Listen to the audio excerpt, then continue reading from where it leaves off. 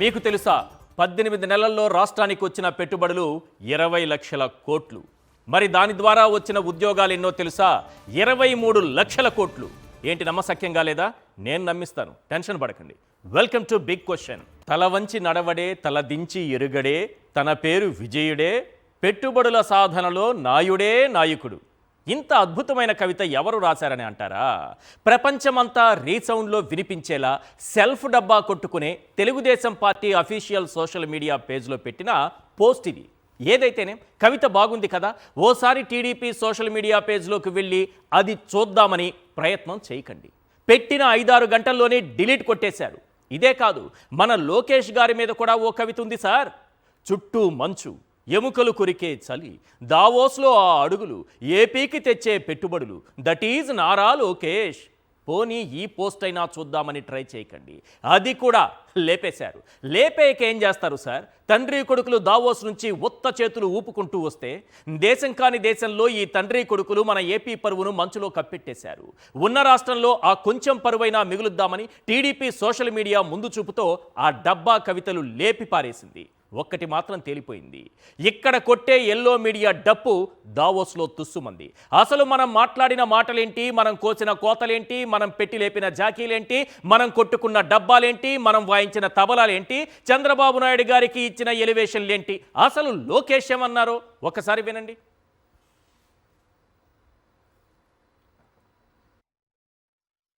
అప్పట్లో ఐటీ అని, ఇప్పుడు ఏకంగా క్వాంటమ్ అని మనందరినీ ముందుకు నడిపిస్తున్నారు. అంతేకాదు, వేరే రాష్ట్రాలకి లేనిది మన రాష్ట్రానికి ఆ వ్యక్తి ఉంది. ఆ వ్యక్తి కూడా 3 అక్షరాలే, మన సిబిఎన్. ఒక మాటలో చెప్పాలంటే ఆయన చాలా రేర్ పీస్, యూనిక్ పీస్. నేను మా నాయకులందరినీ ఒకటే చెప్తా, ఆయన్ని మనం బ్లైండ్ గా ఫాలో అవ్వాలని. ఎందుకంటే ఆయనకు విజన్ ఉంది. ఆయన ప్రపంచం రాబోయే 20 సంవత్సరాలు ఎక్కడికి వెళ్తుందో ముందు చూపున్న వ్యక్తి.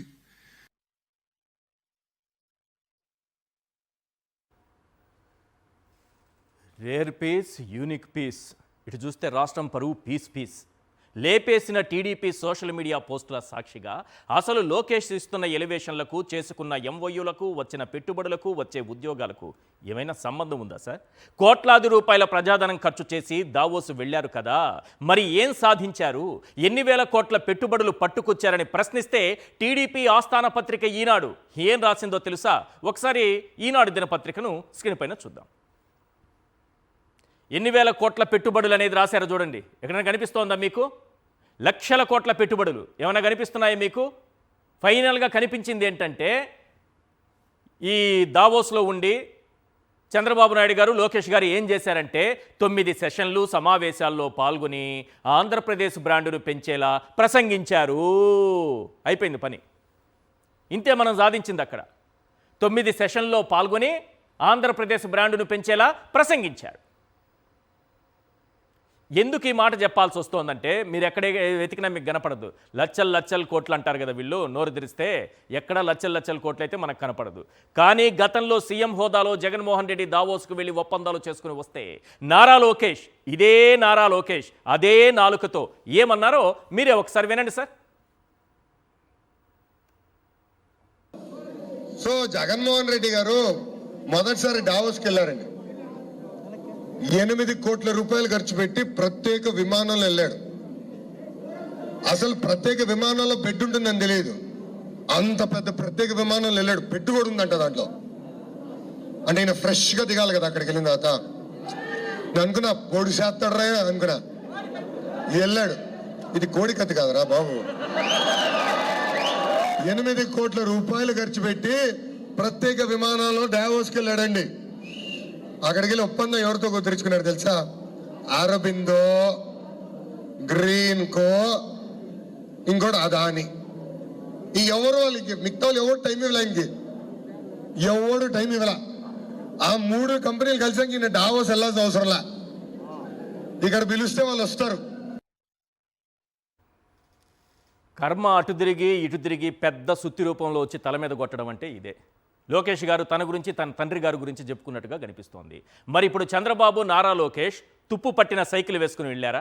ప్రత్యేక విమానంలో వెళ్ళారా? కూర్చోవడానికి సీట్లు, పడుకోవడానికి బెడ్, వాడుకోవడానికి టాయిలెట్ కూడా లేని డొక్కు విమానంలో వెళ్ళారా? పెట్టుబడులు తేవడం చేత కాదు, పారిశ్రామికవేత్తలను ఆకర్షించడం చేత కాదు, డబ్బా కొట్టుకోవడం, కొట్టించుకోవడం మాత్రమే చేతనవుతుంది. ఈ తండ్రి కొడుకులు చెప్పే అబద్ధాలు ఏ స్థాయికి చేరుకున్నాయంటే ఈ ప్రపంచమే నివ్వెరపోయేంతలా పచ్చి నిజం కళ్లకు కనిపిస్తుంటే చంద్రబాబు గారికి బ్రాండు లేదు, బ్రాండ్ వాల్యూ లేదని తేలిపోతే ఇంకా అబద్ధాలతో ప్రజలను మభ్యపెట్టాలని ఎలా ప్రయత్నిస్తున్నారో ఒక్కసారి చూడండి. స్వయంగా మన ముఖ్యమంత్రి చంద్రబాబు గారే దారుణమైన అబద్ధాలతో తెగబడ్డారు. నేషనల్ మీడియా సాక్షిగా అడ్డంగా దొరికిపోయారు. రాష్ట్రం పరువు తీశారు సార్. ఒకసారి చంద్రబాబు నాయుడు గారు ఏం మాట్లాడారో వినిపించండి సార్. అవును, చంద్రబాబు నాయుడు గారు ఇది జాతి మీడియా అనుకున్నట్టున్నారు, జాతీయ మీడియా అనుకున్నట్టుగా లేరు. రాహుల్ కనాల్ కళ్ళు ఇంత పెద్దది చేసి చూస్తున్నారు పాపం ఆయన, అర్థం కావట్లేదు.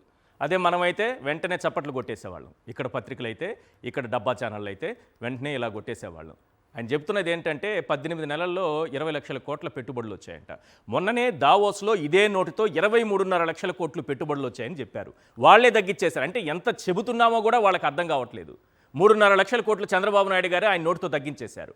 పోనీ ఉద్యోగాలు ఎన్ని ఇచ్చాము, దీనివల్ల క్రియేట్ అయ్యే జాబ్స్ ఎన్ని అంటే 23 లక్షల కోట్ల జాబ్స్ క్రియేట్ అవుతున్నాయంట.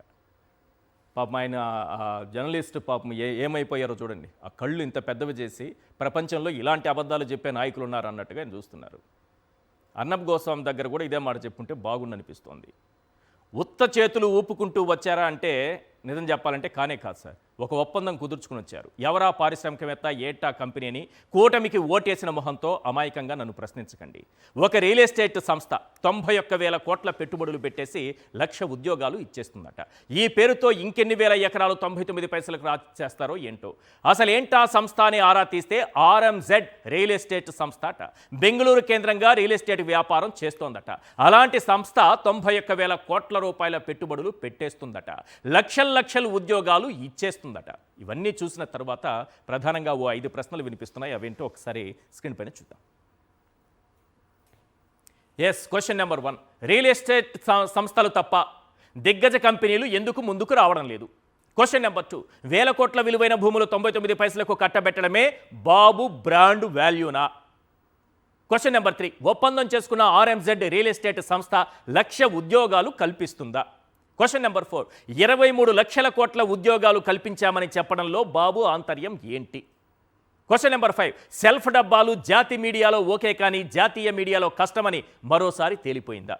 ఈ అంశాలపైన మాట్లాడదాం. చర్చలో పాల్గొంటున్నారు విజయబాబు గారు, సీనియర్ అనలిస్ట్, శేఖర్ రెడ్డి గారు, వైఎస్ఆర్సీపీ అధికార ప్రతినిధి, అలాగే పసుపులేటి సురేష్ గారు, media panellist, YSRCP. Sir Vijaya Babu గారు, దావోస్ టూర్ అయిపోయింది సార్. ఇప్పటికీ అత్యధికంగా చంద్రబాబు నాయుడు, మీకు ఆ ఎక్స్పీరియన్స్ ఉంటుంది నేను చెప్పడం కంటే కూడా, 15 సందర్భాల్లో 15 సంవత్సరాలు 15 సార్లు వెళ్ళారు. ఆయన సీఎంగా ఉన్న 15 సార్లు వెళ్ళారు. కానీ ఏంటో కానీ గత దావోస్కి వెళ్ళినప్పుడు కానీ ఇప్పుడు కానీ ఉత్త చేతులతో వచ్చారు. దావోస్లో చంద్రబాబు గారి బ్రాండ్ కానీ బ్రాండ్ వాల్యూ కానీ పని చేయట్లేదా? మనం ఇక్కడ ఇస్తున్న ఎలివేషన్లు ఏంటి, వస్తున్నటువంటి పెట్టుబడులు ఏంటి? ఒకటండి, ఏ రాష్ట్రానికైనా సరే పెట్టుబడులు పెట్టాలి అంటే అక్కడ ప్రధానంగా కావాల్సిన ముందు ఫస్ట్ అండ్ ఫార్మోస్ట్ ఆర్థిక అంశాలను కనుక పక్కన పెట్టినట్టయితే రాజకీయంగా, సామాజికంగా అక్కడ చక్కని వాతావరణం అనేటువంటిది ఉండాలి. అంటే శాంతి భద్రతలు చాలా పర్ఫెక్ట్గా ఉండాలి. ఒక కూల్ అట్మాస్ఫియర్ అనేటువంటిది ఉండాలి. ఇది పాయింట్ నెంబర్ 1. అలాంటి పరిస్థితులు ఆంధ్రప్రదేశ్లో ఉన్నాయా అనేది ఒకటి. రెండవ ప్రశ్నకు వచ్చేసరికి అక్కడ వాతావరణ పరిస్థితులు, భౌగోళిక స్థితిగతులతో పాటుగా ప్రభుత్వం సుస్థిరం అంటే ఏంటి, వాళ్ళకి మెజారిటీ సీట్లు ఎన్ని సీట్లు ఉన్నాయనేటువంటిది కాదండి, ఆ రూలింగ్ అనమాట. ఆ పాలనా వ్యవహారాలు వాటి పట్ల ప్రజలందరూ కూడా సంతృప్తికరంగా ఉన్నారు. ఇవన్నీ బేసిక్ పాయింట్స్ అండి. వ్యాపారస్తులు ఎవరైనా సరే వెళ్ళాలంటే బేసిక్ పాయింట్స్ ఇది. దానికి సంబంధించి అక్కడ అనువైనటువంటి పరిస్థితులు ఉన్నాయా, అనిశ్చితి ఉందా, తర్వాత వాళ్ళు తీసుకునేటువంటి నిర్ణయాల పట్ల ప్రజల యొక్క ఆమోదం ఉందా, ఇవన్నీ కూడా వాళ్ళు ఎంక్వైరీ చేసుకుంటారు. సో అలాంటి పరిస్థితులు ఏమీ లేనటువంటి గతంలో మనం పదే అనేక అంశాల్లో చెప్పుకున్నాం. బీహార్ కంటే కూడా అతి దారుణమైనటువంటి పరిస్థితులు ఆంధ్రప్రదేశ్లో ఉన్నాయి. అవన్నీ కూడా చాలా స్పష్టంగా, అంటే వాళ్ళ చెంచాగిరి మీడియా అయితే వార్తల్లో దాచిపెట్టచ్చు, కానీ జాతీయ మీడియాలో ఎప్పటికప్పుడు తెలుస్తాం. Violation of human rights, violation of law and order, abuse of power, ఇవన్నీ చాలా స్పష్టంగా ఉంటున్నప్పుడు ఎవరు వస్తారు, ఎందుకు వస్తారు అనేటువంటిది ఇక్కడ ప్రధానమైన అంశం అండి. తర్వాత ఇంకోటి మనం చెప్పినట్టు ఏంటంటే ఆయనకి తిట్టే కాలు తిట్టే నోరు తిరిగే కాలు ఊరుకో అనేది అవును. చంద్రబాబు నాయుడు గారికి అక్షరాల వర్తిస్తుంది. ఉమ్, ఆయనకి విదేశాలు వెళ్ళడం అనేటువంటిది చాలా సరదా. అందుకని 15 సార్లు ఈ దావోస్ అనంగానే ఆయన చాలా హుషారుగా ఉత్సాహంగా బయలుదేరుతారు దావోస్కి. 15 సార్లు ఆయన వెళ్ళినటువంటి సందర్భం. అందుకని ఈసారి కూడా ఏంటంటే కుమారుణ్ణి ఇంకా వందే మార్గాలని కూడా వెంట పెట్టుకొని వెళ్ళినటువంటి పరిస్థితి. అయితే ఇక్కడే ఒక ఇందా మనం చూసాం ఎన్డీటీవీ ఆయనతో మాట్లాడుతున్నప్పుడు. ఆ, అంటే బహుశా నేను అనుకోవడం ఏంటంటే ఆయన వయసు రీత్యా కానీ లేదంటే ఆ తీవ్రమైనటువంటి ఒత్తిడులండి. ఉమ్. ఇంకా రాజకీయ పరమైనటువంటి ఒత్తిడులు అంటే పాలనా వ్యవహారాల ఒత్తిళ్లు కాదు ఆయనకి. పొలిటికల్ గా ఆయనకి ఏదో ఒత్తిళ్లు ఉన్నాయి. ఆయన కంట్రోల్ ఆయనకేంటి సార్ చేయలేనటువంటి మొత్తం స్థితిలో వాళ్ళకేంటి సార్ కూటమి ఎన్ని సీట్లతో గెలిచింది? 164 సీట్లతో గెలిచినటువంటి కూటమికి ఒత్తిడే ఇప్పుడు ఉంటుంది, చంద్రబాబు నాయుడు గారికి ఒత్తిడే చంద్రబాబు ఉంటుంది. నాయుడు గారు సుదీర్ఘకాలం పాటు జర్నలిజంలో ఉండి ఆయన యొక్క వ్యవహార శైలిని నిశితంగా పరిశీలించిన అనుభవంతో చెప్తున్నా.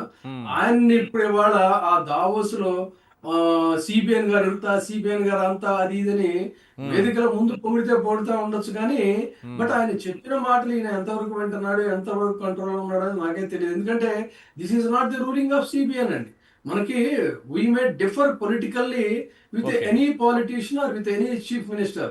కానీ కొన్ని మంచి చెప్పుకునేవాడు మంచి చెప్పుకుంటాం, మిగతాయి కూడా మనం అవును. నిర్మోహటంగా విమర్శిస్తాం. కానీ చంద్రబాబు నాయుడు గారి పరిపాలనా వ్యవహార శైలి ఇదైతే పూర్తిగా కాదు. Yes. కానీ ఆయన ఫ్రంట్ లో మాత్రం ప్యాంపర్ చేస్తా ఆ తెర వెనక అదృశ్య శక్తిగా నడిపిస్తున్నటువంటి తీరే ఈ రోజున. లేకపోతే ఏంటంటే ఇప్పుడు పేద ప్రజలు, దళితులు భార్యకు ఒంట్లో బాగోలేదని అంటే వెళితే వాళ్ళని చంపేయటం ఏంటండి? ఇంత అమానుషమైనటువంటి కాండ జరుగుతుంటే ఏ పారిశ్రామికవేత్త వచ్చి అక్కడ బిజినెస్ చేస్తాడు చెప్పండి? ఎందుకు రావాలి వాళ్ళు? వాళ్ళకి అసలు అక్కడ భద్రత ఏది?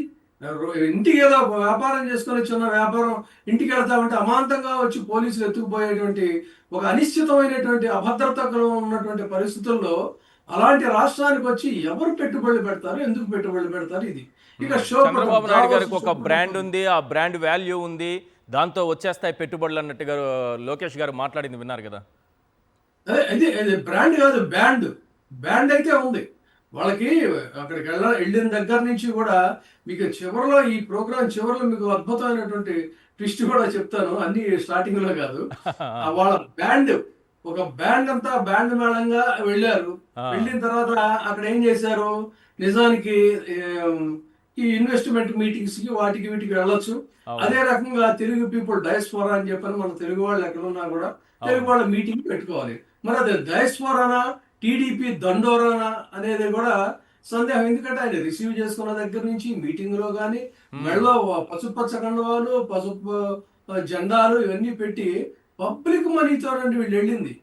దేవే organise political meetings any time.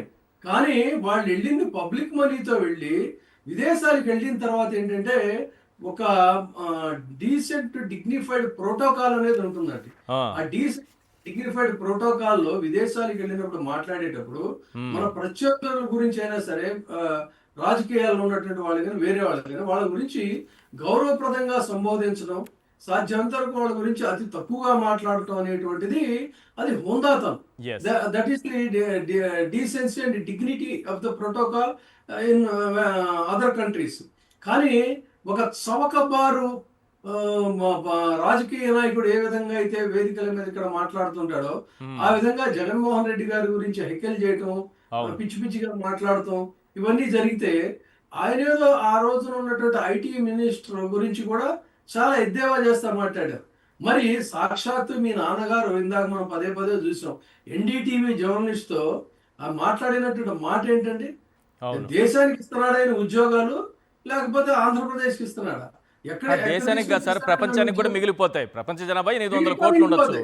అంటే పుట్టిన బిడ్డ, పుట్టబోయే బిడ్డ, ఇంకొక 20 తరాలు, ఈ భూమి మీద ఉండేటువంటి జీవులు అన్నిటికీ లెక్కేసుకున్నా కూడా ఒక్కొక్క జీవికి, అంటే ప్రాణంతో ఉన్న ప్రతి జీవికి కూడా దాదాపు 20-30 ఉద్యోగాలు లేదా 1000 ఉద్యోగాలు, 100 ఉద్యోగాలు ఉంటాయి మినిమం.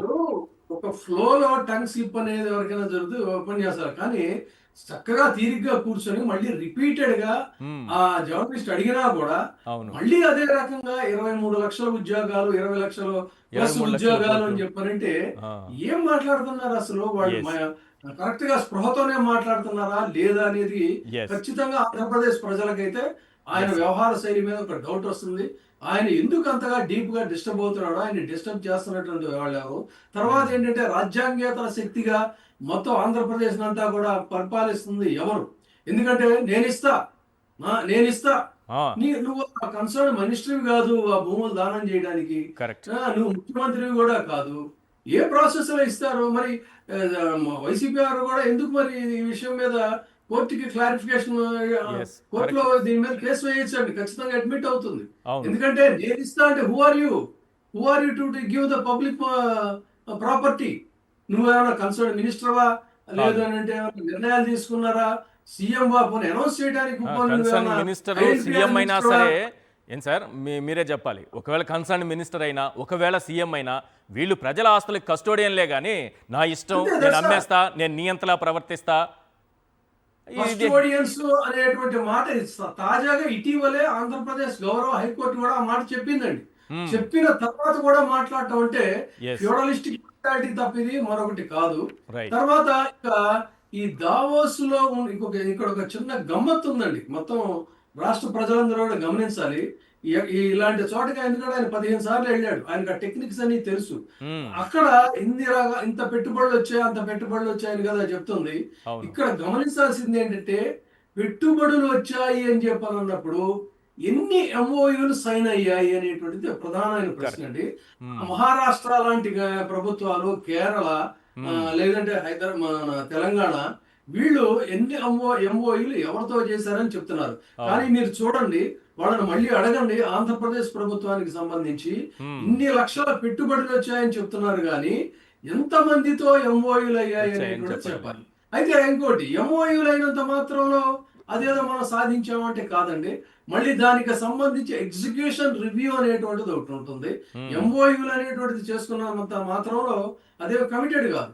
వాళ్ళు వివిధ రకాలైనటువంటి కారణాలతో ఎప్పుడు ఏ సందర్భంలో అయినా కూడా వెనుదిరిగిపోవచ్చు. కాబట్టి ఎన్ని ఇంప్లిమెంట్ అయ్యాయి అనేదే పాయింట్. మీకు మొన్న ఎంత పైగా వెళ్ళారు ముఖ్యమంత్రులు ఎంతమంది అండి? 5-6 వెళ్ళారు.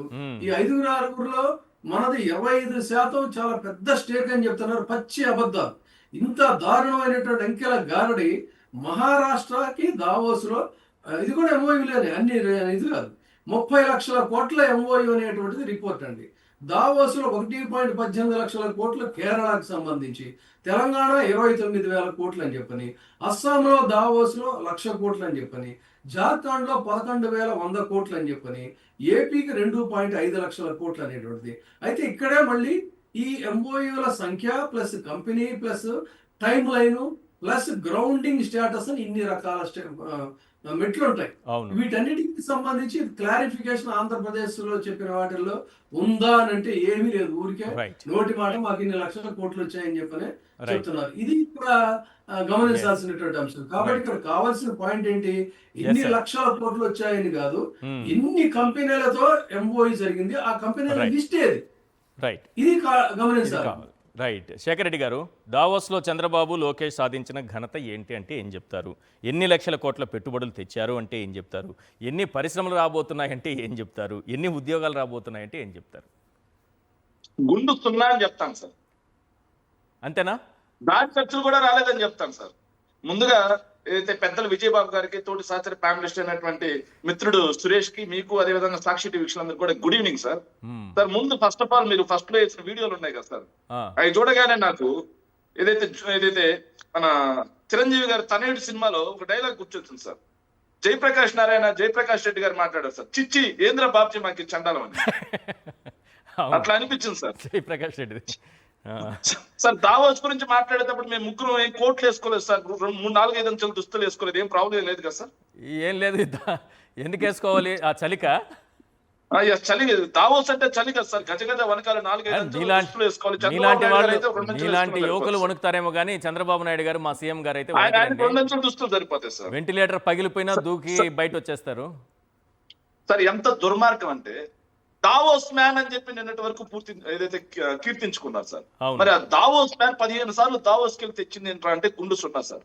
ఇప్పుడు కూడా ఆర్ఎంజెడ్ తోటి మేము ఆర్ఎంజెడ్ ఇక్కడికి వచ్చేస్తుంది, 1,00,000 కోట్ల రూపాయలు పెట్టుబడి పెడుతుంది, 1,00,000 మందికి ఎంప్లాయబిలిటీ ఇస్తుంది అనగానే ఏంట్రా నిజమా అని చెప్పేసి ఆర్ఎంజెడ్ గురించి చూస్తే సార్ కంపెనీ ప్రొఫైల్ గూగుల్ కొడితే వచ్చేస్తుంది కదా సార్. కొట్టగానే దాని యాన్యువల్ రెవెన్యూ March 31, 2024కి 226 కోట్లు సార్.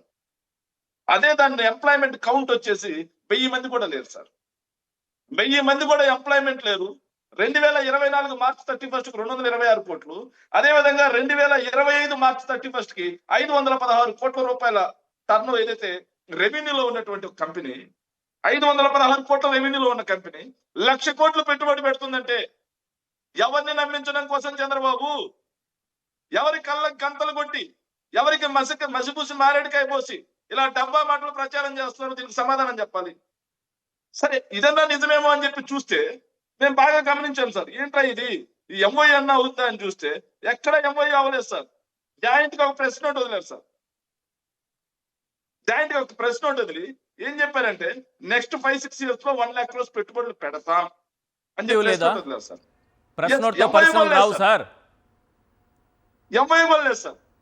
చేస్తాం, చూస్తాం, పెడతాం, ఇదే సార్. మరి అదే ఆర్ఎంజెడ్ మహారాష్ట్ర ఫడ్నవీస్ తోటి చేసుకున్న ఎంఓఈ ఒకసారి చూడండి సార్. ఇక్కడ బాగా కనిపిస్తా ఉంది చూడండి సార్, ఫడ్నవీస్ తోటి చేసుకున్నటువంటి ఎంఓఈ. మరి నారా లోకేష్ తో, చంద్రబాబు నాయుడు గారితో, భరత్ తోటి, అదే విధంగా రామ్మోహన్ నాయుడు వాళ్ళందరూ ఇలా ఎంఓఈలు మార్చుకోవాలి కదా. Where is that photo? ఆ ఫోటో ఏది లేదా? జాయింట్ గా ప్రెస్ నోట్ వదిలేసి మేము పెడుతున్నాం, వస్తున్నాం, రాబోతున్నాం, అలా సినిమాలో చెప్పినట్టు వధువు వస్తున్నది అన్నట్టుగా ఉంది సార్ ఈ డైలాగ్. ఎవరి డబ్బులు సార్? ప్రజాధనాన్ని కోట్లాది రూపాయలు వృధా చేస్తూ విదేశీ యాత్రలకు వెళ్తున్నట్టు వృధా చేశారు సార్. జగన్మోహన్ రెడ్డి గారు 8 కోట్ల రూపాయలు ఖర్చు పెట్టి ప్రత్యేక విమానంలో దావోస్ వెళ్ళి ఏం తెచ్చారని అన్నారు కదా లోకేష్ గారు, వినిపించాను కదా మీకు ఇప్పుడే. మరి పెడుతున్నటువంటి గ్రీన్ అమ్మోనియా ఎవరు తీసుకొచ్చింది? ఎవరు క్రెడిట్ చోరీ చేస్తా ఉన్నారు? గ్రీన్ కో ఎవరు తెచ్చింది? ఎవరు క్రెడిట్ చోరీ చేస్తున్నారు? అదాని ఎవరు తెచ్చింది? ఎవరు దాన్ని గూగుల్ గా మార్చి క్రెడిట్ చోరీ చేస్తా ఉన్నారు? మరి దానికి 8 కోట్లు ఖర్చు పెట్టి ప్రత్యేక విమానము, దాంట్లో బెడ్ అన్ని ఉన్నాయంట కదా సార్. ఇంకో విషయం చెప్తాను సార్, వీళ్ళు ఏమన్నా మీరు చెప్పినట్టు తుప్పు పెట్టిన సైకిల్ వెళ్తున్నారా, లేకపోతే గాలి మోటార్ అదైతే మోటార్ ఉన్నటువంటి పడవలో పోతా ఉన్నారా? పోలేదు కదా. వీళ్ళు వెళ్ళింది కూడా ప్రత్యేక విమానమే. దాంట్లో బెడ్ ఉంది, దాంట్లో టాయిలెట్ ఉంది, దాంట్లో అద్భుతమైన సౌకర్యాలతో సకల సౌకర్యాలు తెలియదు. మరి దానికేంటి? దానికి లోకేష్ సమాధానం చెప్పాలి. ఇంకో విషయం సార్, ఈ దావోస్ యాత్రలు, ఈ విదేశీ యాత్రలు అన్ని చూస్తుంటే నాకు విషయం అర్థమైంది సార్. నారా లోకేష్ యొక్క బర్త్డే జరుపుకోవడం కోసం దావోస్ పేరుతో యాత్రలకు వెళ్ళారు సార్. మొన్న న్యూ ఇయర్ జరుపుకోవడం కోసం యాత్రలకు వెళ్ళారు సార్. అంతకుముందు వాళ్ళ కుటుంబ సభ్యులతోటి ఏదైతే వాళ్ళ కుటుంబం యొక్క ఫంక్షన్ కోసం యాత్రలకు వెళ్ళారు సార్. ఇలా ప్రజాధనాన్ని కేవలం వాళ్ళ యొక్క ఫ్యామిలీ ఫంక్షన్స్ నడుపుకోవడానికి కోసం, ఫ్యామిలీ అకేషన్స్ జరుపుకోవడం కోసం వెళ్తున్నట్టు తప్పిస్తే ఎక్కడా కూడా ప్రజల కోసం, ప్రజలకు పెట్టుబడులు తీసుకురావడం కోసం వెళ్తున్నట్టు లేదు సార్. అదంతా నిన్న ఏదైతే రాహుల్ ఖన్నాతో ఇచ్చిన ఇంటర్వ్యూ చూసిన తర్వాత రాష్ట్ర ప్రజలే కాదు, దేశ ప్రజలే కాదు, ప్రపంచవ్యాప్తంగా అందరూ కూడా ఏం చూస్తున్నారంటే ఆయన దావోస్ మ్యాన్ కాదయ్యా, ఆయన డబ్బా మ్యాన్ అంటున్నారు సార్. ఏమంటున్నారు? ఆయన దావోస్ మ్యాన్ కాదు, ఆయన డబ్బా మ్యాన్ అంటున్నారు సార్. లేకపోతే 23 లక్షల కోట్ల ఉద్యోగాలు ఏంటి సార్? మత్తునోడు మాట్లాడుతున్నాడు, మందులు అయిపోయాయేమో. నిజంగా మత్తునోడు మాట్లాడతారు సార్. ఎందుకు సార్? మళ్ళీ రెండోసారి కూడా రిపీట్ చేసి మాట్లాడారు సార్. నో తప్పు. మందులు ఎందుకు ఇవ్వాలి ఆయనకి? ఏదో సరే వాళ్ళు చెప్పే అబద్ధాల్లో భాగంగా అలా వచ్చేసి ఉండొచ్చు. లేకపోతే ఆయన ఒక ప్రెషర్, ఏదో టెన్షన్ లో ఉన్నారు, అటెన్షన్ లో ఉండాల్సిన చంద్రబాబు నాయుడు గారు ఏదో టెన్షన్ లో ఉన్నారని విజయబాబు గారు అన్నట్టుగా అట్లాంటిది ఏమైనా జరుగుండొచ్చేమో సార్. మా ఊర్లో ఒక సామెత ఉంది సార్, బంకు నేర్చినా బొంకు నేర్చుదని. అలా ఇక్కడ ఎల్లో మీడియాకు మొత్తానికి అబద్ధాలు చెబుతా ఉంటే వాళ్ళు ఓహో అనగానే అక్కడ కూడా అదే అలవాటు అయినట్టుంది సార్. ఓకే, అందుకే అలాగే చెప్పారు సార్. చంద్రబాబు నాయుడు గారు దావోస్ వెళ్ళడం ఇది మొదటిసారి కాదు సార్, 15 సార్లు వెళ్ళారు సార్. ఇది మనం గమనించాలి సార్. ఆయన యొక్క ట్రాక్ రికార్డు కూడా చూడాలి సార్. 2015 దావోస్ పెట్టుబడుల వెల్లువ, 2016 దావోస్ విదేశీ పెట్టుబడుల వరద, 2017 ఇక పెట్టుబడుల వెల్లువే చూద్దాం సార్. ఎంత దారుణం అంటే దావోస్ రాష్ట్రానికి తీసుకొస్తా, దావోస్ రాష్ట్రానికి రాష్ట్రానికి తీసుకొస్తా సీఎం చంద్రబాబు, ఇకపై ఎక్కడికి ఎవరు వెళ్ళరు, ప్రపంచం మొత్తాన్ని అనుసంధానం చేస్తా, సంస్కరణలకు ఆద్యుడిని నేనే, కాళ్ళు నొప్పులు వచ్చినా రాష్ట్రం కోసం కష్టపడుతున్నా, నేపాల్ మంత్రి నన్ను కలవడానికి ప్రత్యేకంగా వచ్చారు, విదేశాల్లో నా బ్రాండ్ ఇమేజ్ పెరిగిపోయింది, సిఏఏ చిన్న సంస్థ, నేనే ప్రమోట్ చేశాను. మన దౌర్భాగ్యం ఏంటంటే సార్, మన దౌర్భాగ్యం ఏంటంటే 15 సార్లు దావోస్ వెళ్ళిన చంద్రబాబు నాయుడు గారు దావోస్ని తెచ్చేస్తా, పెట్టుబడులు వెళ్ళు అన్నారు. ఒక్కసారి కూడా ఈ దిగ్గజ కంపెనీని నేను దావోస్ వెళ్ళి తీసుకొచ్చానని ఆయన నోటితో ఆయన చెప్పింది లేదు, మనం అడిగింది లేదు. ఏం తీసుకొచ్చారని ఎవరు అడగరు రాష్ట్రంలో. నేను ఇది తీసుకొచ్చానని ఆయన చెప్పరు. సార్ 1 మినిట్ సార్, ఇది ట్యూస్డే 17 జనవరి 2017 సార్. అందులో కూడా రాశారు సార్, బృందంలోని సభ్యులంతా 4-5 అంచెల దుస్తులు ధరిస్తున్నారు, చంద్రబాబు మాత్రం 2 అంచెల దుస్తుల్ని ధరిస్తూ పైన కోటు కూడా వేసుకోకుండా పెట్టుబడి కోసం పరుగులు పెడుతున్నారు. అవును, ఇలా చేస్తే Amaravati global leadership centre, okay, ఇంకా సార్ ఆయన మాట్లాడింది సార్, రాష్ట్రానికి 150 సంస్థలు, లాక్హీడ్, రాష్ట్రానికి ఎయిర్ బస్, ఇవి కాకుండా 2015లో Microsoft founder Bill Gates CEO సత్యనాథలతో సమావేశం, విశాఖకు మైక్రోసాఫ్ట్ తో పాటుగా ఇన్ఫోసిస్, విప్రో డేటా సెంటర్లు, 2016లో మియర్ బర్గర్ ఫిస్టోన్ సోలార్ మాడ్యూల్ తయారీ, 2000 కోట్లతో జడ్జి టెక్స్టైల్ మెగా టెక్స్టైల్ పార్కు, 2017లో జనరల్ అట్లాంటిక్ 43,000 కోట్ల పెట్టుబడులు, విశాఖలో యూకేకి చెందిన ఇంటర్నేషనల్ హాస్పిటల్, విశాఖలో నోవర్టీస్ అండ్ R&D, కృష్ణపట్నం వద్ద సౌదీ అరామ్కో చమురు శుద్ధి కర్మాగారం, గూగుల్ యాక్సెంచర్ డేటా సెంటర్లు, హిటాచి పెట్టుబడులు, JSW పెట్టుబడులు, డెలాయిట్ పెగాసిస్టమ్ అంటూ ఇవి మొత్తం 2014 నుంచి 19 మధ్యలో చంద్రబాబు నాయుడు గారు మాట్లాడినటువంటి డబ్బా మాటలు. తీరా చూస్తే ఏంట్రా 5 సంవత్సరాలు నేను ఇన్ని మాటలు చెప్పారు, దావోస్ మ్యాన్ అని చెప్పుకున్నారు కదా, ఏంట్రా అని చూస్తే ఇది సార్, ఇది ఒక్కసారి చూడండి సార్, ఇది ఒక్కటి రాలేదు. రాసింది ఎవరంటే ప్రజాశక్తి పేపర్ రాసింది సార్. రైట్. దావోస్ కి వెళ్ళి రావడానికి అయిన ఖర్చులో ఎంత ఖర్చు అయిందో అంత కూడా రాలేదు సార్. ఓకే, ఎంత దుర్మార్గంగా ప్రజల్ని మభ్య పెడతారు, నేను పెట్టుబడులు చేస్తాను, నేను విజనరీ అని చెప్పుకొని అన్నానికి ఇదొక ఉదాహరణ సార్. సో దారి ఖర్చులకి రాలేదు, దండగేనా అనేది కరెక్టేనా అయితే? Yes, 100% sir.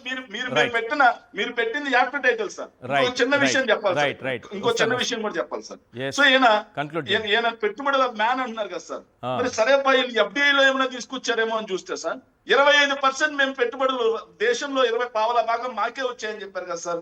సరే లెక్కలు ఏంట్రా అని చూస్తే FDIకి సంబంధించి DPIT డేటా అవుతుంది సార్. 2024-25కి సంబంధించి 51% మహారాష్ట్ర, కర్ణాటక చూస్తే sir, Maharashtra, Karnataka, Delhi, Gujarat, Tamil Nadu, Haryana, Telangana, UP, Rajasthan, last లో జార్ఖండ్ సార్ 10వ ప్లేస్. జార్ఖండ్ ఎన్ని కోట్లు పెట్టుబడులు తెలుసా సార్? 61 కోట్లు సార్. కానీ FDI ఫారిన్ డైరెక్ట్ ఇన్వెస్ట్మెంట్ లో FDI లో ఏపీ వాటా గుండు సున్నా. వాళ్ళ మొదటి ఏడాది ఫారిన్ నుంచి తీసుకొచ్చినటువంటి ఇన్వెస్ట్మెంట్స్ గుండు సున్నా.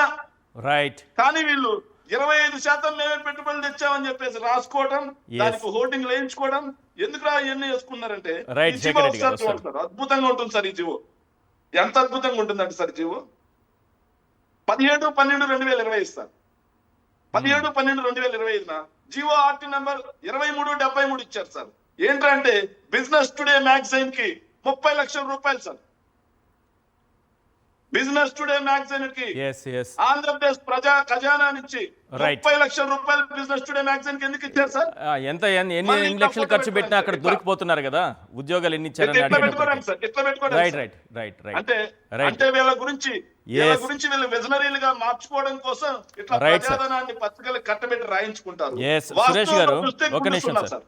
రైట్, సురేష్ గారు 2025లో వెళ్ళినప్పుడు పెట్టుబడులు రాలేదు, మీరు ఉత్త చేతులు ఊపుకుంటూ వచ్చారు, అసలు ఒక్క MOU లేదు, ఒక్క రూపాయి పెట్టుబడి రాలేదు. కారణం ఏంటి అంటే దావోస్ వెళితే పెట్టుబడులు వస్తాయి అనేది ఒక మిథ్య. చంద్రబాబు నాయుడు గారు ఇచ్చిన స్టేట్మెంట్.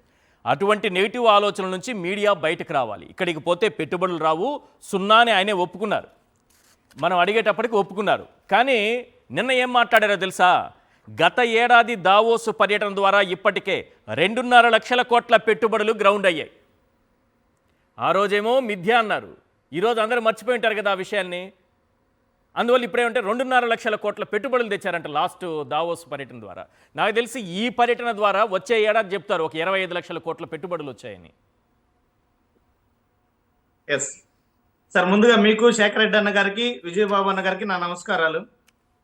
సార్ ఇప్పుడు ఇందాక విజయబాబు గారు పెద్దలు మాట్లాడుతూ అదేవిధంగా శేఖర్ రెడ్డి అన్న గారు మాట్లాడుతూ అనేక విషయాల్ని ప్రస్తావించడం జరిగింది. వాటిల్లో మనం తీసుకుంటే చంద్రబాబు నాయుడు గారు తన యొక్క రాజకీయ జీవితంలో మొత్తం మీద 15 సార్లు దావోస్ మ్మ్. దేశానికి అధికారికంగా పర్యటన చేశారు. అవును. మొత్తం కూడా ప్రజాధనంతోనే, ఎక్కడ కూడా సొంత ఖర్చులతో కాదు. మ్మ్. అయితే ఈ 15 సార్లు చంద్రబాబు నాయుడు గారి పర్యటన చేయడము, పర్యటన తర్వాత వారి నోటి నుంచి ఆనిముత్యాల లాంటి ప్రకటనలు. ఇందాకే శేఖర్ రెడ్డి అన్న గారు అనేక కంపెనీలు చెప్పారు.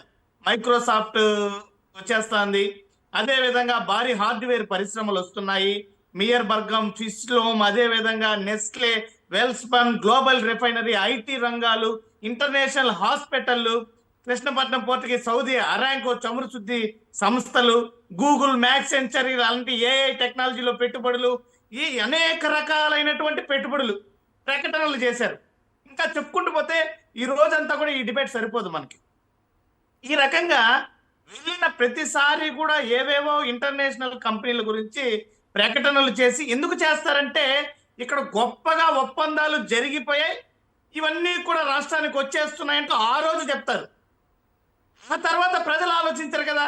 వాస్తవాల్లోకి సామాన్యటువంటి ప్రజానికము ఉన్నటువంటి రోజువారీ పరిస్థితుల మీద, రోజువారీ బాధల్లో వారు నిమగ్నమై ఉన్నటువంటి పరిస్థితిలో చంద్రబాబు నాయుడు గారి దృష్టి అంతా మ్మ్. ప్రజల మీద బలవంతంగా రుద్దాల్సినటువంటి ప్రకటన ఏదనే దాని మీద ఫోకస్ చేస్తారు. Yes. పరిశ్రమ తీసుకురావడానికి వారి ఫోకస్ ఉండదు. నేను అందుకే చెప్పా, 15 సార్లు దావోస్కి వెళ్ళినటువంటి చంద్రబాబు నాయుడు గారి చరిత్రలో దావోస్ పర్యటన ద్వారా ఆంధ్ర రాష్ట్రానికి వచ్చినటువంటి పరిశ్రమ ఏదైనా ఉందా అంటే అక్కడ జరిగినటువంటి ఒప్పందాలు. ఉదాహరణకి 2022లో జగన్మోహన్ రెడ్డి గారు దావోస్కి వెళ్ళారు. మీరు ఇందాక నారా లోకేష్ గారి వీడియో చూపించారు. అవును. అయ్యా జగన్ గారు వెళ్ళి ఎవరితో ఒప్పందం చేసుకున్నారు? ఆదాని, గ్రీన్కో, అదేవిధంగా అరబిందో వీళ్ళతో ఒప్పందాలు చేసుకున్నారు అన్నారు.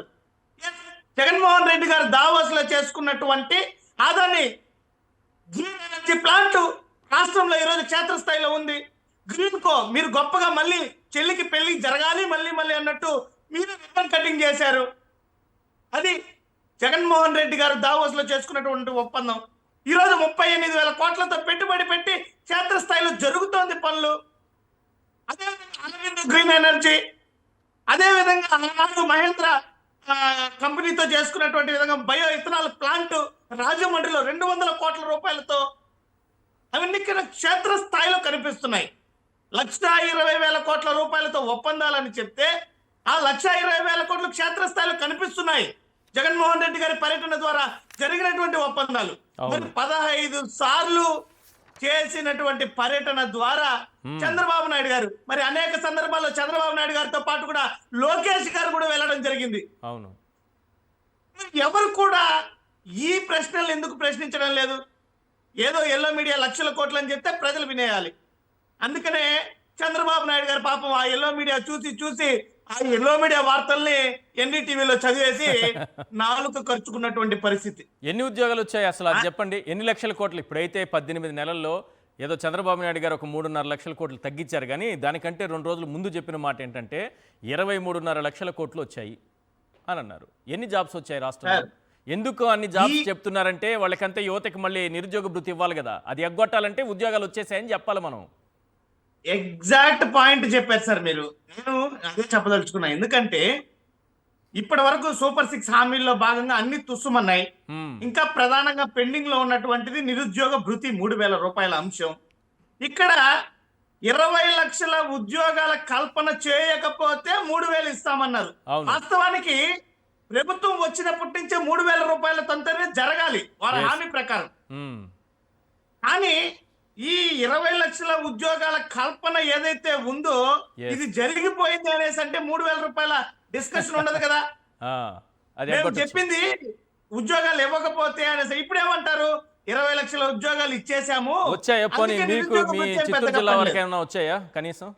ఎందుకంటే అన్ని లక్షల కోట్లు పెట్టుబడులు తెచ్చినప్పుడు, ఇప్పుడు చంద్రబాబు నాయుడు గారు అన్ని లక్షల కోట్లు పెట్టుబడులు తెస్తే అన్ని పెట్టుబడులు ఎకరా స్థలంలోనో 2 ఎకరాల స్థలంలోనో ఒకే ప్రాంతంలోనో పెట్టలేరు కదా, రాష్ట్రం అంతా విస్తరించాలి కదా. మీ చిత్తూరు జిల్లాకి తిరుపతికి ఏమైనా వచ్చాయని అడుగుతున్నా. సార్ ఎక్కడ రాష్ట్రంలో ఏపీలోనే ఎక్కడ కూడా ఒక ఉద్యోగం కూడా ఈ యొక్క కూటమి ప్రభుత్వం ద్వారా వచ్చినటువంటి పరిస్థితి లేదు. మొన్నటికి మొన్న కానిస్టేబుల్ ఉద్యోగాలు, అదే విధంగా మెగా డిఎస్సి అంటూ చేసినటువంటి హడావిడి కూడా జగన్మోహన్ రెడ్డి గారి ప్రభుత్వంలో వచ్చినటువంటి జీవోలు, రైట్, అప్పుడు ప్రయత్నాలు, అప్పుడు జగన్మోహన్ రెడ్డి గారు తీసుకొచ్చినటువంటి నిర్ణయాలు. ఆ రోజు కోర్టుకి ఆపింది ఎవరు? కానిస్టేబుల్ ఉద్యోగాలే. తెలుగుదేశం పార్టీ నాయకులు కాదా? Yes. దానికి లిటిగేషన్లు పెట్టింది ఎవరు? తెలుగుదేశం పార్టీ నాయకులు కాదా? ఎస్, డిఎస్సిలో జగన్మోహన్ రెడ్డి గారు తీసుకుని వస్తే దాని మీద కూడా కోర్టుకి వెళ్ళినటువంటి సందర్భాలు లేదు, తెలుగుదేశం పార్టీ ద్వారానే కదా. మరి ఆనాడు జగన్మోహన్ రెడ్డి గారు తీసుకున్న నిర్ణయాలను వీరు ఈ రోజు Yes. అమలు పరిచారు. అదే జీవోలు మీరు చూసుకోవచ్చు. రైట్, మరి కంపెనీల సంస్కరణలను కూడా జగన్మోహన్ రెడ్డి గారి హయాంలో వచ్చినటువంటి కంపెనీలను మళ్ళీ రిబ్బన్ కటింగ్లు చేస్తూ వీరు మళ్ళీ పునఃప్రారంభిస్తూ పునఃశిలాఫలకాలను వేస్తూ మేమే తీసుకొచ్చామంటున్నారు. కానీ ఇప్పటికీ కూడా చంద్రబాబు నాయుడు గారు ఏనాడు కూడా దావోస్ కానీ విదేశాలకు చేసినటువంటి పర్యటనల వల్ల కానీ తీసుకొచ్చినటువంటి పరిశ్రమలను ఆత్మశుద్ధిగా గుండె మీద చేసుకొని చెప్పమంటే బోడిస్తున్నా. కానీ Right. ఈ Right. ఏదైతే ఈ బ్రాండ్ మేళం, బ్రాండింగ్ బాబు అసలు బ్రాండింగ్ బాబు ఏంటి? బ్రాండింగ్ బాబు చంద్రబాబు నాయుడు గారి పేరు చెప్తే ఏదన్నా ఒక ప్రాజెక్ట్ చెప్పండి, పూర్తి అయిపోయిన ప్రాజెక్టు. నాకైతే గుర్తులేదు. పోనీ చంద్రబాబు నాయుడు గారి పేరు చెప్తే తక్కువని గుర్తొచ్చే సంక్షేమ పథకం చెప్పండి, అది కూడా గుర్తులేదు. పోనీ రైట్, చంద్రబాబు నాయుడు గారి పేరు చెప్తే తక్కువని అభివృద్ధి చెందిన ప్రాంతం రాష్ట్రంలో చెప్పండి. లేదు, అది కూడా లేదు. మరి ఏమి విజన్, ఏమి బ్రాండింగ్, ఏంటి? వస్తాను శేఖర్ గారు. ఎందుకు సార్ ప్రజలకి? రైట్, విజయబాబు గారు, అంటే ప్రజలని విజయబాబు గారు రియల్ మభ్య ఎస్టేట్ పెట్టి ఆ సంస్థల్ని రోజు మాటలతో ఏదో ఒకటి మసిపూసి మారేడుకాయ అన్నట్టు మా అన్నగారు ఇప్పుడు శేఖర్ రెడ్డి అన్నగారు చెప్పినట్టు మసిపూసి మారేడుకాయ చేయడం తప్ప వేరే పని లేదు. రైట్, విజయబాబు గారు, రియల్ ఎస్టేట్ సంస్థల్ని తీసుకొచ్చి సత్వా కానీ రహేజా కానీ ఇప్పుడేదో కొత్తగా ఏదో ఆర్ఎంజెడ్ అంట, ఈ సంస్థల్ని తీసుకొచ్చి ఫార్చ్యూన్ 500 అన్నట్టుగా ఈయన మాట్లాడడం, అంటే ప్రపంచంలో చదువులేని అజ్ఞానులు కదా రాష్ట్ర ప్రజలని లోకేష్ గారు మాట్లాడడం, వీటి వల్ల లక్షల ఉద్యోగాలు వచ్చేస్తాయని అబద్ధాలు చెప్పటం ఏంటి? రియల్ ఎస్టేట్ సంస్థలు ఏంటి? వాటికి 99 పైసలకి ఇవ్వడం ఏంటి? అవి ఉద్యోగాలు కల్పించడం ఏంటి? రియల్ ఎస్టేట్ సంస్థలు ఎక్కడైనా ఉద్యోగాలు ఇస్తాయా? అసలు వాళ్ళు ఏమనుకుంటున్నారంటే ఈ ఫోర్బ్స్ కంపెనీ అంటే ఏంటి, ఫార్చ్యూన్ అంటే ఏంటి, ఫార్చ్యూన్ 500 ఏంటి, ఇవన్నీ అసలు ఎవరికి తెలియదు. మనమే ఇన్నోవేటర్స్ కాబట్టి మనం ఏం మాట్లాడినా చెల్లుతుందిలే అని చెప్పి అనుకున్నారు. తర్వాత ముఖ్యంగా రహేజా గురించి అండి నేను స్పెసిఫిక్ గా చెప్పేది, ఇదే రహేజా కంపెనీ అంటే ఆంధ్రప్రదేశ్ లో ఉన్నటువంటి ప్రజా చైతన్యానికి తెలంగాణ రాష్ట్రంలో ఉండే ప్రజా చైతన్యానికి ఉన్న తేడా చెప్తున్నా నేను. అంటే అప్పట్లో తెలంగాణ కూడా అంతర్భాగం కాబట్టి ఆంధ్రప్రదేశ్ లో అసలు ఈ రహేజా కంపెనీకి భూములు కట్టబెట్టడం అనేటువంటి ఆలోచన ఇప్పుడు కాదండి. చంద్రబాబు నాయుడు గారు మొదటిసారిగా ముఖ్యమంత్రి అయిన తర్వాత హైదరాబాద్ లో చాలా వ్యాలిడ్ పాయింట్ ఇది, నా దగ్గర డేటా అంతా కూడా ఉంది, ఆ కేసు వివరాలు కూడా ఉన్నాయి. హైదరాబాద్ లో ఈ రహేజా కంపెనీకి ఆయన భూములు కట్టబెట్టాడు కారు చౌకగా ఎప్పుడైతే భూములు కట్టబెట్టాడో దాని మీద ఇక్కడ వెంటనే రియాక్ట్ అయ్యారు. ఆ రోజున కమ్యూనిస్ట్ పార్టీలు కూడా చాలా ఉద్యమ స్పృహతో ఉండేవి. కాంగ్రెస్ వారు, కమ్యూనిస్టులు, మిగతా ప్రజా సంఘాలు, న్యాయవాదులు వీళ్ళందరూ కూడా పెద్ద ఎత్తున గొడవ చేసేసరికి దాన్ని ఎలా దాంట్లో నుంచి బయటపడాలో తెలియక ఏసీబీకి వెళ్ళింది ఆ విషయం. ఏసీబీకి వెళ్ళిన తర్వాత ఏసీబీలో దాన్ని మెల్లగా మేనేజ్ చేసుకుని అతను తోకముడి చేయడని ఆ కేసును క్లోజ్ చేయడానికి ప్రయత్నం చేస్తే ఒక న్యాయవాది దాని మీద ఏ విధంగా మీరు ఏ బేసిస్ లో దీన్ని క్లోజ్ చేశారని చెప్పిన ఆయన హైకోర్టుకి కూడా వెళ్ళిన సందర్భం చాలా అల్లరైంది ఆ రోజున. అలాంటి అల్లరి పాలయ్యాడు. అల్లరైనటువంటి అదే రహేజా కంపెనీని, మత్సలో ఉన్నటువంటి కంపెనీని మళ్ళీ ఆంధ్రప్రదేశ్ లో ఈ రోజున మన కత్తికి ఎదురు లేదు కదా, ఎవడో మాట్లాడేవాడు లేడు, ప్రజలెవరూ కూడా స్పందించరు అనేటువంటి ఉద్దేశంతో తిరిగి మళ్ళీ విశాఖపట్నంలో అలాంటి రహేజాకి మళ్ళీ తిరిగి భూములు కట్టబెట్టేటువంటి దీనికి మళ్ళీ ఆయన శ్రీకారం చుట్టాడండి. ఇది దౌర్భాగ్యమైనటువంటి పరిస్థితి. ఇంత ఇష్టారాజ్యం కింద చెలరేగిపోయి చేస్తున్నారు. ఇక ఇంకొక అతి ముఖ్యమైనటువంటిది ఇంకా దావోస్ కి సంబంధించి సింపుల్ గా చెప్తా. దావోస్ లో అక్కడ డయాస్పోరా అనేటువంటి పేరుతో తెలుగుదేశం పార్టీ మీటింగ్ ఏర్పాటు చేసి జగన్మోహన్ రెడ్డి గారిని ఇష్టం వచ్చినట్టుగా నోటికొచ్చినట్టుగా మాట్లాడారు. ఇక దావోస్ పర్యటనలో వీళ్ళ యొక్క ఫోటోలు సాయంత్రానికి వచ్చేసరికి వాళ్ళ యొక్క భజన మీడియాలో ఫ్రంట్ పేజీలో త్రికాలము, 6వ పేజీలో కొన్ని ఫోటోలు, 5వ పేజీలో కొన్ని ఫోటోలు ఇలా వేస్తూ జగన్మోహన్ రెడ్డి గారిని చాలా పైశాచిక ఆనందం పొందారు కదా. ఇక్కడే అదే దావోస్ లో ఒక పెద్ద బిగ్ ట్విస్ట్ ఏంటి అన్నట్లయితే అక్కడ జరిగినటువంటి ఇండియా టుడే నిర్వహించినటువంటి దీంట్లో గీతా గోపీనాథ్, గీతా గోపీనాథ్ ఆవిడది వాళ్ళ బాగా మనకి ఇదవుతుంది. మీ దృష్టి వచ్చిందా లేకపోతే చూపించనా? చూపించండి. చూపిస్తాను. అవును. గీతా గోపీనాథ్ గురించి ముందు బ్రీఫ్ గా చెప్తానండి. ఆవిడ ఆర్థిక వ్యవహారాల్లో గొప్ప మేధావి. అంటే భారతదేశ మూలాలు ఉన్నప్పటికీ కలకత్తాలో పుట్టినా కూడా ఆవిడ అమెరికాలోనే ఉంది ఇప్పుడు. ఆమె ఎవరు సాక్షాత్ అంటే IMF చీఫ్ ఎకానమిస్ట్ అండి. IMF chief economist, IMF deputy managing director. IMF చరిత్రలో ఆ స్థాయికి చేరినటువంటి మొదటి భారతీయ మహిళగా కూడా ఆవిడని చెప్పుకోవాలి. అయితే ఆమె యొక్క ప్రత్యేకత ఏంటంటే ఆర్థిక శాస్త్రం మీద ఆమెకి గొప్ప పట్టు ఉంది.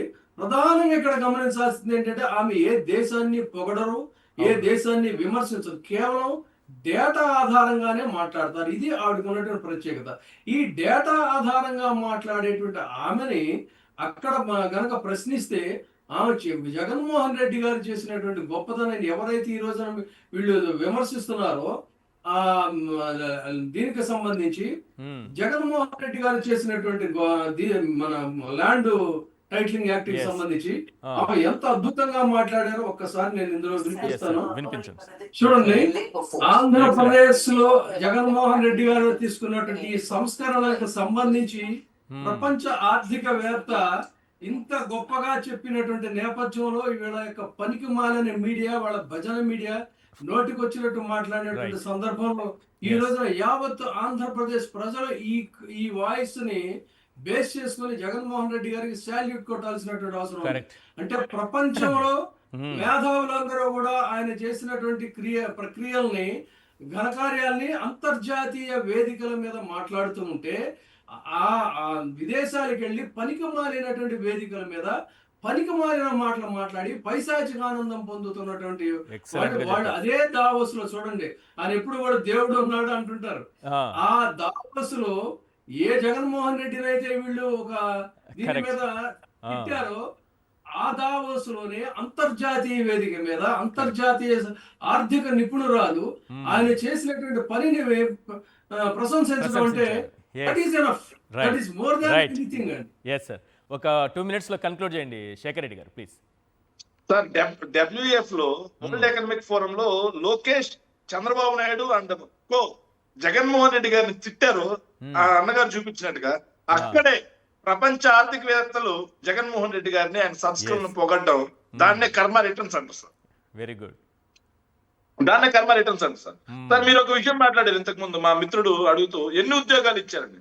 చంద్రబాబు నాయుడు 23 లక్షల కోట్ల ఉద్యోగాలు ఇచ్చిన తర్వాత కూడా పాప ఆంధ్రప్రదేశ్ లో 8.3% తో ఆంధ్రప్రదేశ్ నిరుద్యోగంలో దేశంలో మొదటి స్థానంలో ఉంది సార్. 23 లక్షల కోట్ల ఉద్యోగాలు ఇచ్చినా సరే ఇంకా నిరుద్యోగం 8.3% ఉంది సార్. అదేంటో అర్థం కావట్లేదు. మీరు చెప్తున్న లెక్క లేకపోతే కేంద్రం చెప్పిన లెక్క, చంద్రబాబు నాయుడు ప్రభుత్వం లెక్క సార్. బీహార్ కూడా మనకన్నా ముందే ఉంది సార్. బీహార్ లో కూడా మనకన్నా ఎంప్లాయ్మెంట్ ఎక్కువ ఉంది సార్. నిజమైన జింగిల్ రోజు ఆంధ్రప్రదేశ్ లో నడుస్తా ఉంది సార్. ఒక్క ఉద్యోగం ఇచ్చిన పాపాన్ని పోలేదు, కానీ డబ్బా కొట్టుకుంటూ 8.3% ఇంత అధ్వాన్న పరిస్థితికి రాష్ట్రాన్ని తీసుకొచ్చి ఒకవైపు నిరుద్యోగ వృత్తి ఎగ్గొట్టారు, ఒకవైపు నిరుద్యోగాన్ని పెంచారు. చూస్తే డబ్బా మాటలు సార్. సార్, నేను ఒక మాట అన్నాను సార్, ఈయన దావోస్ ప్లాన్ అని చెప్పి అన్నారు కదా సార్. మరి 30 లక్షల కోట్ల పెట్టుబడులకి MOUలు చేసుకొచ్చినటువంటి దేవేంద్ర ఫడ్నవీస్ ఏమవుతాడు? నేను నేరుగా అడుగుతున్నాను సార్, దేవేంద్ర ఫడ్నవీస్ ఏమవుతాడు? మరి మొన్న FDIలలో సార్, కేవలం FDIలలో మహారాష్ట్ర 1.65 లక్షల కోట్లు ఒక ఏడాదిలో ఫారిన్ డైరెక్ట్ ఇన్వెస్ట్మెంట్స్ తీసుకొచ్చి పెట్టుకుంది కదా. మరి ఆయన ఏమవుతారు? గుండు సున్నా తెచ్చిన ఈయన దావోస్ మ్యాన్ విజనరీ అపరచానికుడైతే మరి లక్షల కోట్ల పెట్టుబడి తెచ్చుకున్నటువంటి ఆయన ఏమవుతాడు? వాళ్ళు పని చేసి చూపిస్తారు, మనం డబ్బా కొట్టుకొని చూపిస్తాం, అంతే తేడా. రెండింటికి తేడా. మించిపోయింది sir. Thank you Shekhar Reddy గారు చర్చలో పాల్గొన్నందుకు. అలాగే పసుపులేటి సురేష్ గారు, విజయబాబు గారు, థ్యాంక్ యూ అండి. ఇది వాళ్ళ చర్చా కార్యక్రమం. చూస్తూనే ఉండండి సాక్షి టీవీ.